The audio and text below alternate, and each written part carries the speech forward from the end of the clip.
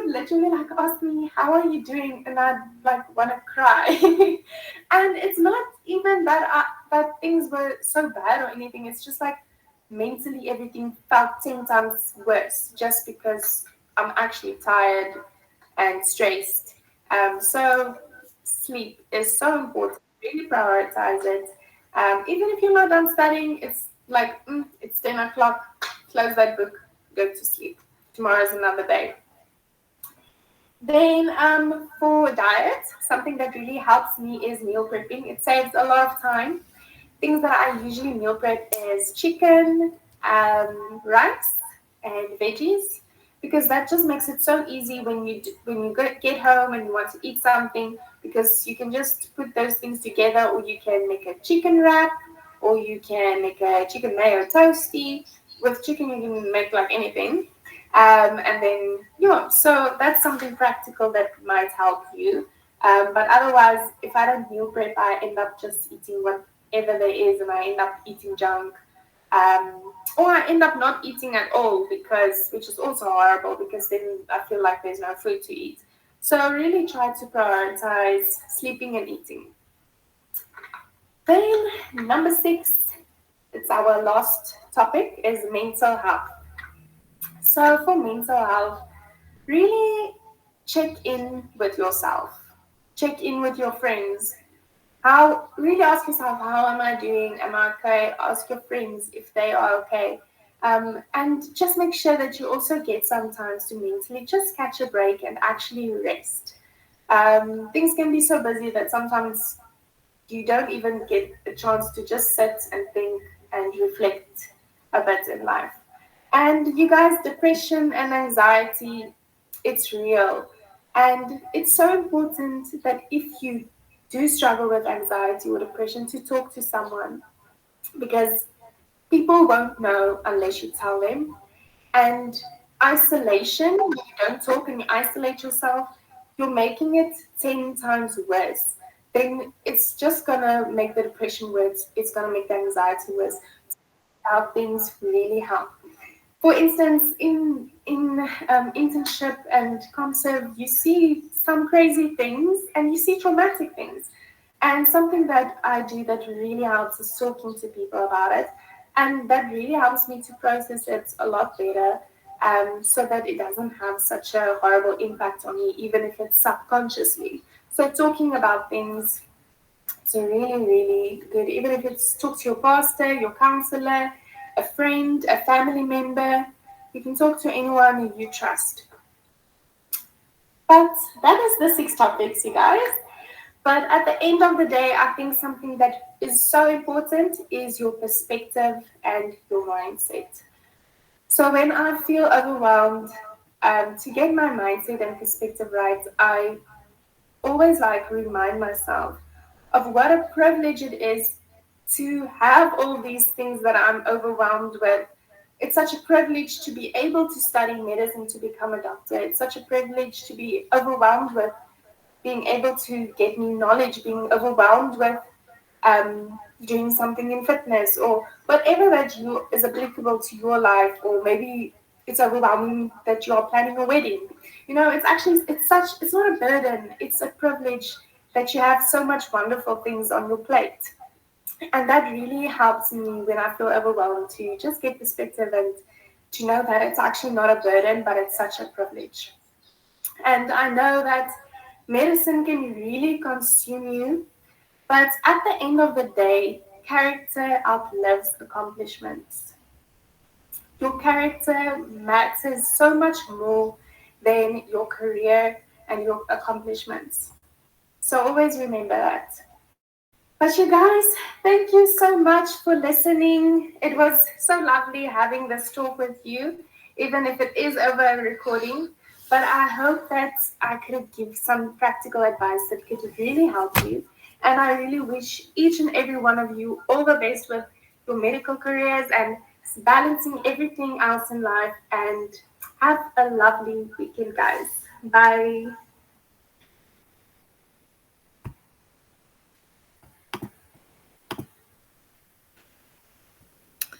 Okay, let me just see here. Okay, can everyone hear me? Okay, seems like it. Okay, let me just stop presenting. Okay. So yes, that was then Dr. Kusia. So is there anyone who has any questions for me regarding her topic?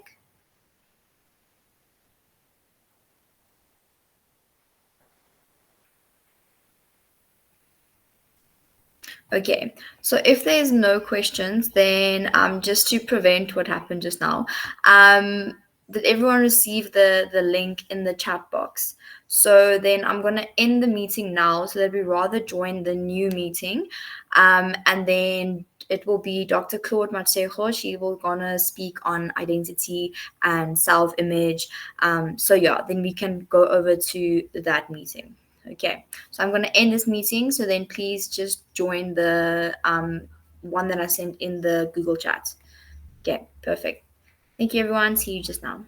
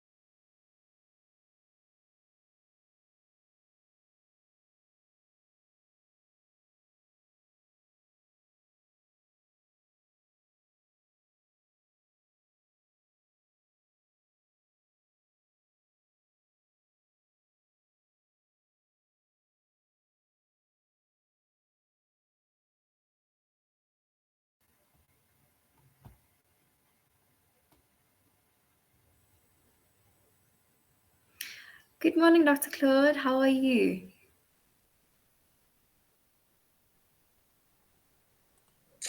I'm well, thank you. Sorry, I forgot to turn on my mic. No problem. How are you? Doing super good, thank you. Um, so a couple of the girls they're just still joining from the other session. A couple of them said that they had to unfortunately leave. But I'm recording the session, so then they will be able to see your recording and then still get all of your very good information. So yeah, I think then to not keep you longer, you can then start so long, and then yeah, take us away. Okay. So you gave me quite a, I don't know if it's an easy or a difficult task. Think depending on where you look at it from, either or. But basically speaking on identity and self-worth in Christ, that is, right? So I will take you on a personal journey of mine. And that being, so I grew up Christian. My mom is one of those moms.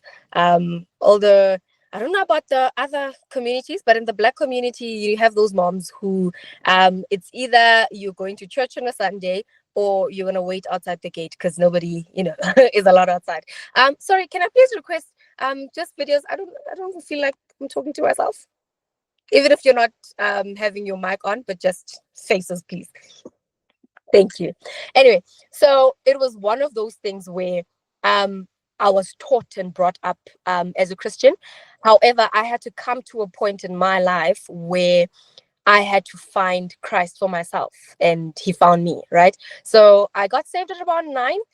But still, you would agree with me in saying that at that age, you are still quite young to comprehend quite a lot of things that come with being a Christian, what this walk is all about, who Christ is. You just know, okay, we're praying to God and have a relationship with God, and he's talking to me through his word. And sometimes I could hear, and all of that. I was exposed to that. But it was up until when I got to matric, I was about 16, where there was a lot that was going on at home. So just the background on that, I come from a family where my parents divorced when I was 4, going on 5. And let's just say co-parenting is not a thing that is used in our setting because it does not exist. And I had to grow up quite early in my life. So around that time when I was 16 in matric, it was a time where it was one of those episodes where they were, for lack of a better word, their co-parenting was going downhill. And being the only child between my parents, obviously I get all the punches. And I remember I was sitting in my room and I was alone and I was crying basically, and I was saying, God, it's either you take this thing away or you take me. And I didn't have the courage to actually go ahead and attempt suicide myself. But I was like, God, it's either you kill me or you take the situation away. And it was at that moment that God chose to give himself a third option out of the ones that I gave him. And I just felt peace like a blanket coming to wrap around me. And in that moment, the voice of God just said to me, be still, I am here.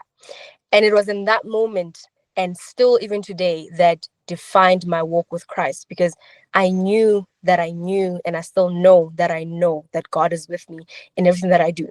So let's fast forward to a couple of years now. We're still having all of these things, right? So I'm naturally like is it A-type personality? The overachiever type of kids who were always chasing the next thing. You get the distinction in this one, instead of celebrating your distinction, you're already studying for the next test right after the block test. Like I'm one of those kids. So that was my coping mechanism, and I didn't realize it then, because it's celebrated when you're doing well in school, and everybody just assumes that just because a child is doing well in school and getting good marks and behaving well, and you're not getting yourself in trouble, you're not doing drugs or anything, and everybody just assumes, oh, she's okay, right? Let alone even think about the impact of this whole situation on me. What they didn't know is that I had made, number one, my marks and my grades and everything my identity. So I remember when I passed matric and I was not part of the top achiever learners in the country, in the province, whatever. I was devastated, guys. I got 8 distinctions in matric and everything. I got straight into med school. Instead of celebrating that, it was because I didn't achieve to that high level that I was depressed because of that, because I had made my grades my identity. And not just my grades, but I had made the celebrations, the awards, my identity. If I don't get an award for something, then it means I didn't do it well. Even if I did it so well that it just happened that somebody did it a little bit better than me, and the other thing is that I had made school, I had made books, my escape. So there could never be a me without me studying and without me reading. So I'm an avid reader and I'm all of that. And that was because I could live in a separate world where there was no issues, there was nothing. I'll just be, whether it's a novel or reading something. And that was where I found my peace. That was where I could just be free and not be thinking about being an adult when I was supposed to be a child. So fast forward 2018, I was in third year at UP, and it was at that moment, I remember I was at church. It was Young Lions Conference or a youth conference, and I remember the sermon was titled "What's in Your Boat?" And the interpretation is this that I got immediately was, we are always, as children of God, we're always saying we're sailing towards destiny, we're pursuing our purpose, we're pursuing our calling, we're doing amazing things for God, and we're using, we're allowing God to use our stories and our lives to show excellence in the world and all these beautiful things. But what we do not acknowledge is that whatever is in your boat, the bitterness, the hurt, the anger, the insecurities, the misplaced identity, the whatever you've placed your worth in, it's going with you. And that's how you end up. And that was a revelation that God gave me right on the spot, that I could be the biggest and the most whatever. At the time I wanted to be a surgeon, the best surgeon in the country or in the world, and I could do amazing things. But if I don't take a moment to pause and do the inner work and deal with what is in my boat, then these things are going to be showing up. You would be the best surgeon and the best whatever that you want to be, and you're doing amazing in the eyes of people, but you're broken, but you're hurt.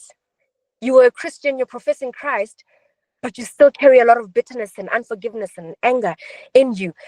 You're a Christian, you're pursuing Christ, but you still have your value and your self-worth and your identity placed in what you can achieve and what you can do for yourself. And that was when God said to me, give it to me, let it go. And it was at that moment that the journey began, because it wasn't just the automatic, wave a finger and it's all, the work still had to be done. But the big significant thing was me being aware of where I was and where I was heading with everything that I had all around me. And then we started confronting a few things. And that's when the starting point was, who are you? Now, if I were to ask any of you to tell me about yourself, a lot of people would tell you that is the most difficult question to answer.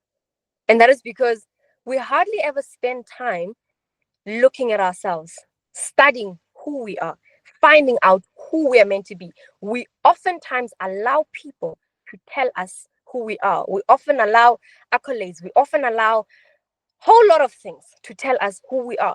And I actually posted about this recently on my social media, and I challenged people, tell me who you are without mentioning you are a doctor or a student of this and you all these accolades. Who are you to the core? And I will tell you, even in interviews, whether it's a job interview, it's anything, a lot of people can tell you about what they've achieved, about their work experiences, about all of that, but they can seldomly tell you boldly who they are to the core before any of these additions. And then I came to the realization that, okay, I think I'm a sister, I'm a daughter, I'm a friend, I'm all of these amazing things. But it didn't quite fit the mold, because then I've been told I'm somebody's sister and I'm somebody's daughter. So those are secondary things, yet I'm still using them to define myself. And then the revelation of going back to say, but you have to define yourself and find out who you are from your creator. Now, we know that there's an iPhone 16 Pro, not because we looked at it and we saw that it was an iPhone 16 Pro. It was because Apple told us this is an iPhone 16 Pro and this is what it has. These are the features. This is what it can do for you. This is how it can make your life easier. There's ChatGPT, for example. You read it as ChatGPT, but we did not tell it that it's ChatGPT and it's an AI tool that helps. No. The creator created it, put everything in it, and then told us what this tool is, what is its name, what is its function, and how it can make our lives better. And that is the same for us as people, right? God created us. In the beginning, God created heaven and earth and all the beautiful things. And then he took on the sixth day to make man in his own image. Let us make man in our own image so that they could rule over the earth and subdue it. It starts there. God created us. So if we're going to ask, who are you? Then I think it's only fair that we go back to the creator and say, but God, who am I? And part of my identity statement that God gave me was, it's in Matthew 5, 13 to 16. It talks about you are the salt of the earth. You are the light of the world. You are a city on a hill that cannot be hidden. And now that sounds very arrogant in our world, because it's like, who do you think you are to say you are the light of the world, you are the salt of the earth? And Hannah, that's who we are. That's who God created us to be. I am not going to walk around like I am a counterfeit when I know who I am. If I'm an iPhone 16 Pro Max, I am an iPhone 16 Pro Max. I am not going to allow anybody to tell me that I'm an iPhone 6 or I'm an iPhone 7 or whatever else. No. And the thing is, we have this fake humility when it comes, and we think just by minimizing myself and I'm saying, no, I'm not that. Oh my gosh, I'm not that. It glorifies God. And we think, no, you're not humble. You are saying indirectly that God, whatever you said I am, I don't want to hear that. I will define myself for myself. Who's humble in that? Are you being humble when you are choosing to reject the definition and the description the one who created you gave you, and you are choosing to go with anything else? And quite frankly, these humble and like, no, I'm just it's not because that's what you think about yourself. You know, every child is born a blank canvas, right? And then the world just paints what we want on it. Every child, you think about it, as a child, there's probably things that you thought you could do. You ask a child one day they want to be a doctor, tomorrow they want to be a policeman, and you're like, didn't you say you're going to be a doctor yesterday? And they were like, yeah, I'm going to be a doctor and a policeman, because they believed they were capable and able to do all of those things. And then the world starts saying, no, but you can't be both, you have to choose one. Says who? Who's to say I have to choose one? I can be both if I want to, you know. And those are the things, the dreams that God gave us. And you realize the purity of being a child. And that's why the Bible says, be ye like these little children, because the purity of a child to take what you've told them, to take what their mother says. And if your mother says, I'm beautiful, if that child, no matter how much you tell them they look ugly or whatever, they'll tell you, no, my daddy says I'm beautiful. That's the purity of being a child. And then we grow older and we lose that purity. And Christ calls us to come back to that childlike innocence, that childlike naivety, that childlike outview and outlook on life, where you believe that you can be anything. You believe what your father says you are. You believe who your father says you are. And the thing is, I don't say I'm the salt of the earth and the light of the world because of me or because of what I can do and because of all the amazing things I've achieved. No, I am the salt of the earth, the light of the world, a city on a hill that cannot be hidden. Because of Christ that lives in me, I cannot help but shine. Because of Christ that lives in me, I cannot help but be excellent. Because of Christ that lives in me, I cannot help but be great. Because of Christ that lives in me, I cannot help but walk into a place and people can feel my presence. It's not because of me. It's not because of what I've done. It's not because I'm the most amazing and beautiful girl in the world. It's because Christ lives in me. And when I allow him to shine, he shines very bright. People, you could be at the back of the room and people see you and they feel you. It's not you. They're feeling the Christ in you, but you have to allow him. You know, God is a gentleman. He doesn't force himself on us. We have to allow him to shine through us. We have to give him room and surrender. God, here I am. It may not be the same way that God is using me, that he's using you, but God could just be using just as you are. You could be walking in and somebody says, you know what, I've had actually an encounter with a patient in the time when I was feeling very low during my internship. And I was so tired and I was exhausted and I was on call. And this patient just said to me, you know, we all look forward to you walking in this ward because you just carry so much light and hope without even saying anything. I didn't even know I was doing that. I didn't say anything. I didn't do anything. I just walked in and the Christ in me became the hope in the room. The Christ in me became the light in the room. But I had to take on that identity and know that I am who Christ says I am. And nobody can tell me anything. If Christ says, you know, a lot of the self-worth issues that we have and the insecurities and everything, for us girls especially, it's because of some things that have been done to us. Sometimes it's the things that have been said about us, and sometimes your body changes and now there's also the societal standards. Hey, there must be a figure like this and and if you're a little bit off on that whatever, now you are not, you know, the one. But what does Christ say you are? Who does Christ say you are? How does he describe you? God created man, he formed it, he looked at it, and he said, it is good. Whatever you look like, God approved. You would not be here if God did not put a stamp on it and said, it is good. Whatever it is. So don't allow anybody else to tell you any otherwise. Don't allow anybody else to dictate what you should, how highly you should think. Of course I think highly of myself. You know why? Because I'm my daddy's princess. I think highly of myself because I'm a co-heir with Christ. And I don't walk around with my shoulders, what do you call it? I forgot the word. But I don't walk around with my head hanging and I'm ashamed. No. Even if there's stuff that I've done in the past that I'm not proud of, guess what? He forgave me and he took my shame away. So I don't have a right to even take that shame and put it on. Because if I choose to take that shame and put it on myself, I'm saying, Jesus, what you did on the cross is not enough. I want to do it for myself. So let people say whatever they want to say. Let people do whatever they want to say. You could never apologize enough to people. You could have wronged somebody, apologize, and keep it moving. If they still want to hold you down, they want you to walk around with your head hanging. I'm sorry, Jesus forgave me. I've apologized to you sincerely and I've repented to Christ and we're done. I'm not going to walk around carrying a sin that is no longer mine. Does not belong to me anymore. I was in Kalesia. So you guys know, do you know Kalesia burned down a couple of years ago and all the works? And I remember somebody was telling the story about the girl that kind of started the fire, not really started it, whatever, but in the room.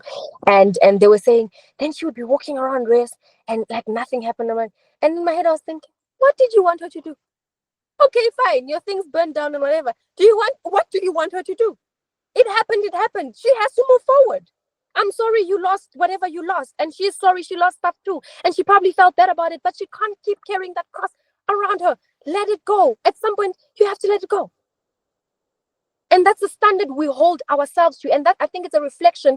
When that person said it, I don't think it was even being evil or malicious towards the other person, but you realize that that is the standard that people hold themselves to, and therefore they project those same standards to other people. Free yourself from that. Free yourself from that.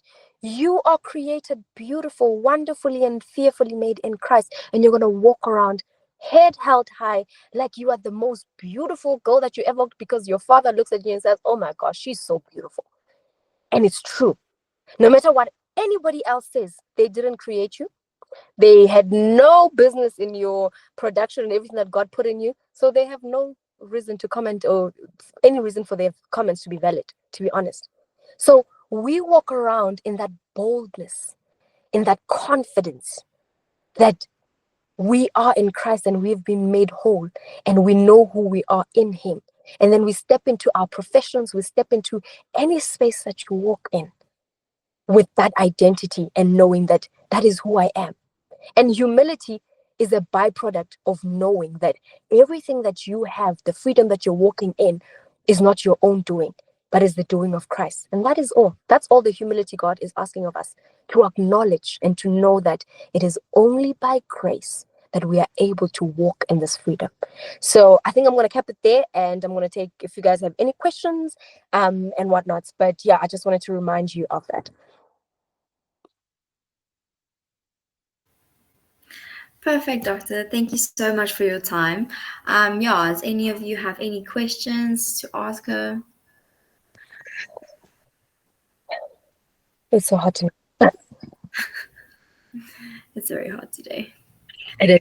Okay. But then, I think for now, sorry, Dr. Claude, that there was not a lot of attendees, but with all of the different things and like the duration of the talk, people did unfortunately have to go. But I did record the session, and a lot of them that asked me to share the recording with them.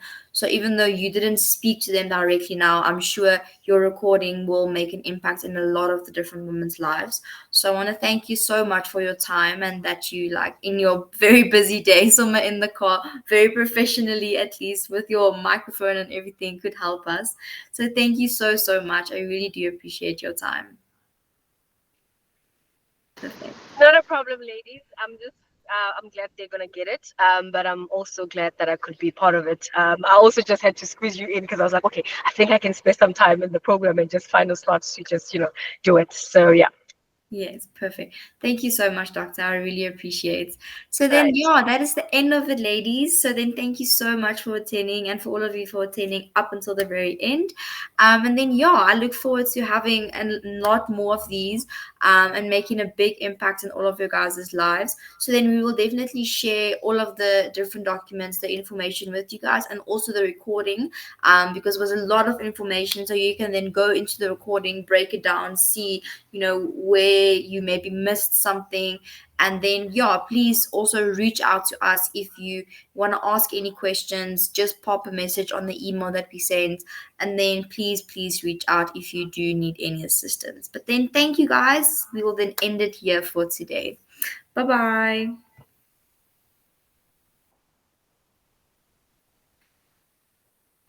I will do that, Enzel. Let me just get your. Did you use that email address in your sign up, or is it a different email address?